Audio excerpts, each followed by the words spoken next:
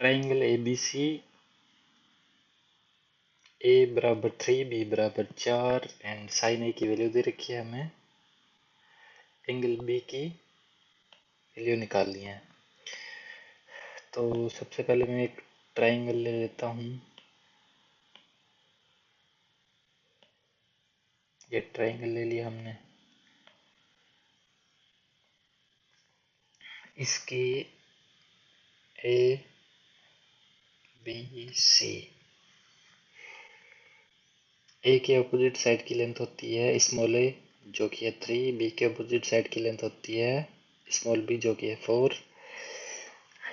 तो सबसे पहले मैं इसके ऑप्शन एंड जो वैल्यूज दे रखी है उससे ज्योमेट्रिकली ट्राई करता हूँ कि अ, अगर मेरे को कुछ भी पहले से याद नहीं है या जस्ट ट्रायल मेथड से अगर मैं निकालना चाहूँ तो जैसे अभी मैं फिर से एक ट्राइंगल बनाता हूँ जिसमें कि जो बी सी है वो लेंथ ए सी से छोटी है। तो अगर जैसे मैंने ये बी सी बना ली, अब जैसे ये छोटी लेंथ है इसी बना ली,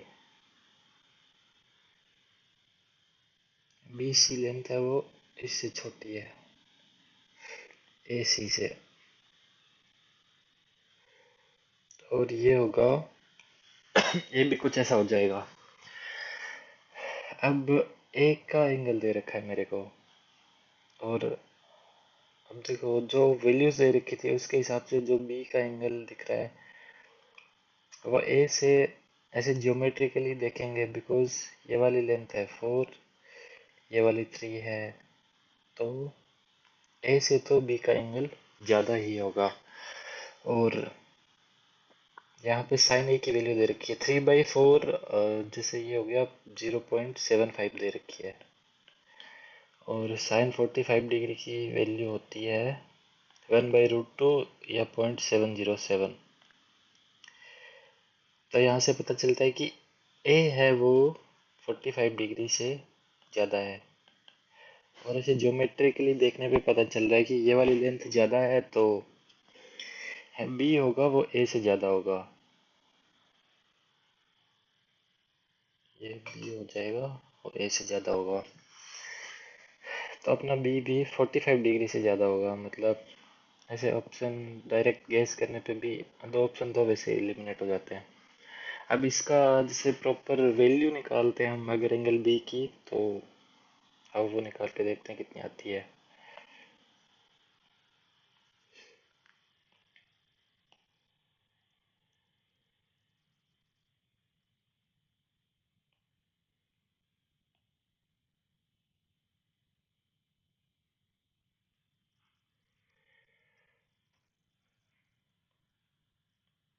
अभी ये वाला एंगल पता है मेरे को एंड ये वाला एंगल निकालना है।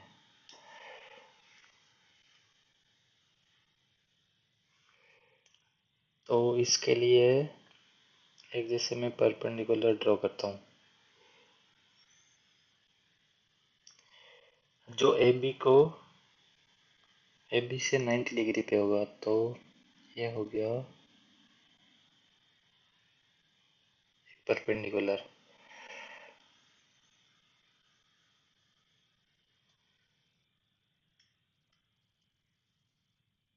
ये वाला एंगल है 90 डिग्री।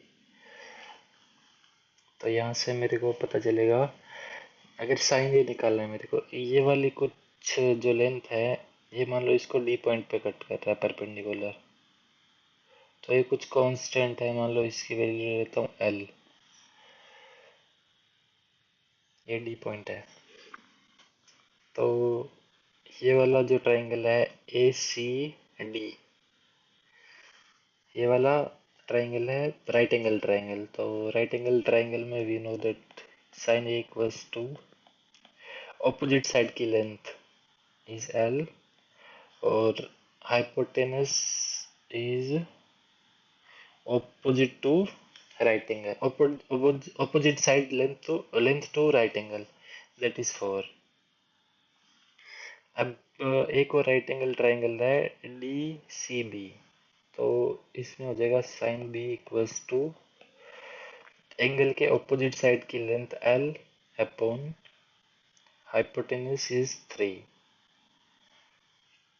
अब अगर इन दोनों का रेशियो लेता हूँ मैं साइन ए अपॉन, बिकॉज मेरे को साइन ए की वैल्यू पता है तो यहाँ से साइन बी की वैल्यू पता चल जाएगी।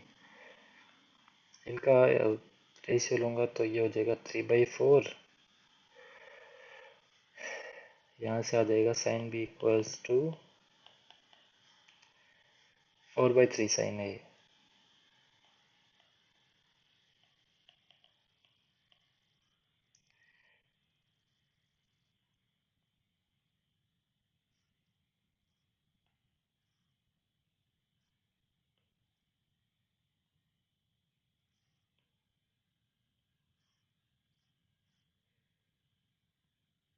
Sign B and sine A की वैल्यू है 3/4, तो ये हो जाएगा 4/3 इंटू 3/4 इक्वल्स टू 1।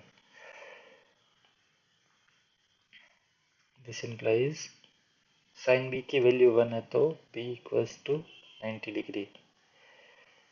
Option D is correct.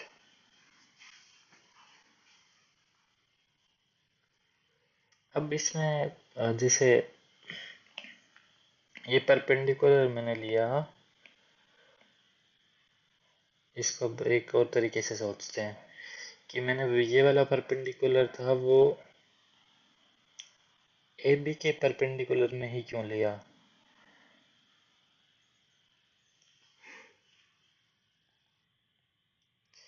जैसे ये मैं अगर बी सी के परपेंडिकुलर में लेता तो मेरे को रिलेशन मिलता, जैसे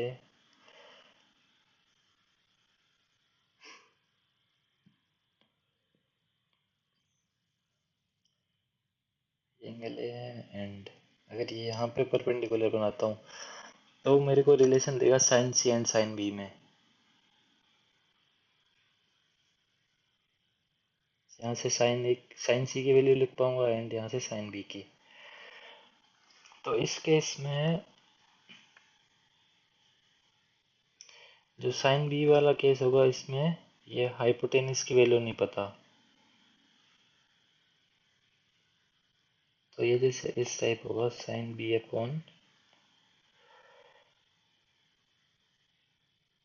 ये वाली लेंथ, जैसे एल मान लेता हूँ मैं, एल डैश है तो ये L dash equals to sine C upon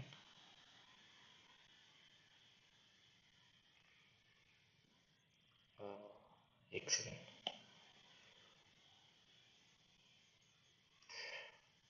यहाँ से साइन बी आएगा एल एल डैश अपॉन ये वाली वैल्यू है ए बी, ये हाइपोटेनस है, इसकी वैल्यू नहीं पता मेरे को, तो इसको मैं ए बी लिख देता हूँ एंड यहाँ से साइन सी की वैल्यू आएगी, साइन सी की आएगी एल डैश अपॉन 4। अब मेरे को साइन बी भी नहीं पता, साइन सी भी नहीं पता एंड ए बी की भी वैल्यू नहीं पता, तो इस वाले केस में मैं बी की वैल्यू निकाल नहीं पाऊंगा। इसमें एक बी वेरिएबल एंड सी ने भी 3 अननोन है एंड 2 इक्वेशंस है, तो इस वाले से एंगल बी की वैल्यू नहीं पता चल पाएगी। अब एक और केस लेता हूँ मैं, रिमेनिंग वाला।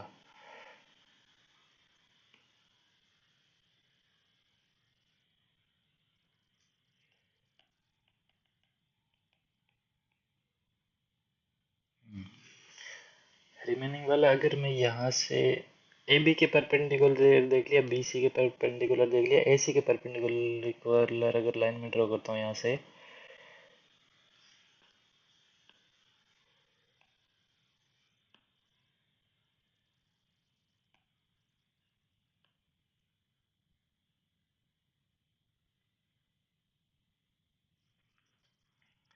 इस केस में ये लेंथ अगर मैं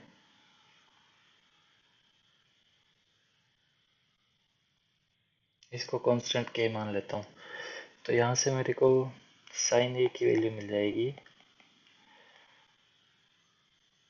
अपोजिट साइड की लेंथ के अपॉन हाइपोटेन्यूज इज बी, जो कि अननोन है, and sine C equals to opposite side की लेंथ के अपॉन 3। तो इस केस में साइन ए की वैल्यू पता है एंड साइन सी की नहीं पता एंड ए बी की भी नहीं पता। तो इसमें दो वेरिएबल हो गए, दो अननोन हो गए, sine C and A B. जैसे इनका रेशियो लेता हूँ मैं, साइन ए, यहाँ पे दोनों के है वो बराबर है, तो अगर मैं sine A into A B को साइन सी इंटू 3 कर देता हूँ,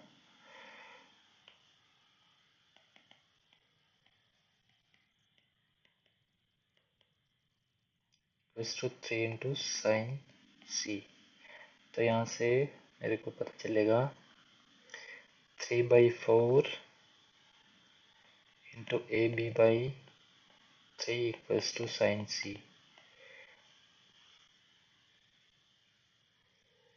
अब साइन सी की भी वैल्यू नहीं पता मेरे को एंड ए बी की भी वैल्यू नहीं पता, तो यहाँ से भी हम सी नहीं निकाल पाएंगे।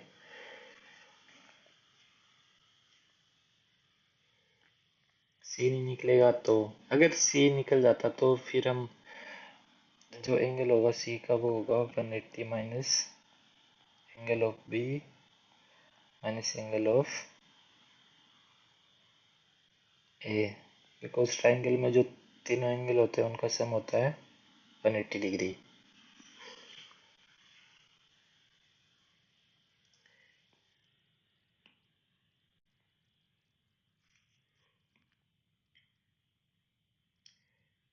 ये हो गया वो सिनेरियो जब हमें याद नहीं है कुछ, मतलब फॉर्मूला, या जैसे ट्राइंगल का एक साइन रूल होता है जिसमें कि,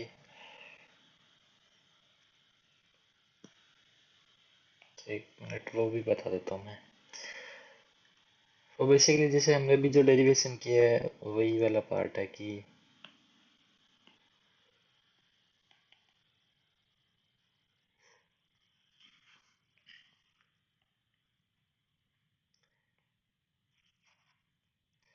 साइन रूल,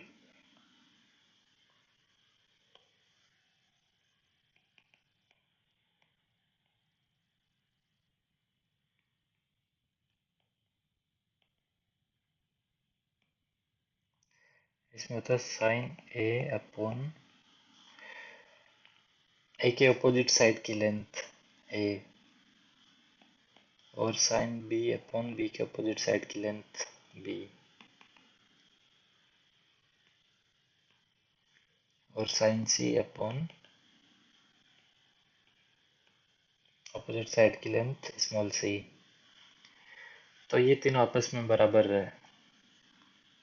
अभी इस वाले केस में ए दे रखा है, बी दे रखा है एंड साइन ए दे रखा है, तो हम इस वाले रिलेशन से साइन बी की वैल्यू निकाल सकते हैं। साइन बी हो जाएगा B by A into sine A, B by A will be 4/3 into sine A is 3/4, ये साइन बी की वैल्यू हो जाएगी 1। तो एक बार कोई भी, जैसे ये वाला साइन रूल है, तो ये ऐसा क्यों होता है, एक बार हमें प्रैक्टिस हो जाती है इसकी तो ये फिर लाइफ टाइम के लिए याद रह जाता है। अदरवाइज जब अप्लाई करते हैं कि ये फॉर्मूला कहाँ पे लगेगा, तो उसमें फिर ज़्यादा कॉन्फिडेंस नहीं रहता। अगर बहुत पहले पढ़ रखा हो हमने, तो हमें हमेशा कोई भी चीज़ याद रखो उससे पहले वो एक बार अगर डेराइव कर सकते हो